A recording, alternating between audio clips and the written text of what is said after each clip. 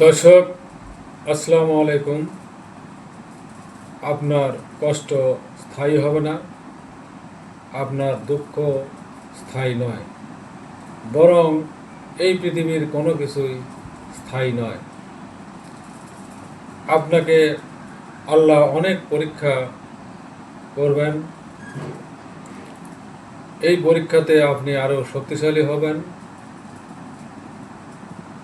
আপনার চলার পথটা আরও সহজ হবে, আপনি সফলতার দিকে এগিয়ে যেতে পারবেন।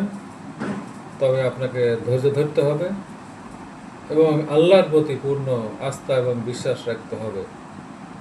ইনশাল্লাহ একদিন আল্লাহ তাআলাই সফল হওয়ার জন্য পথ সুগম করে দিবে। আপনি আল্লাহ তাআলার উপর দৃঢ় বিশ্বাস রেখে পথ চলতে থাকুন।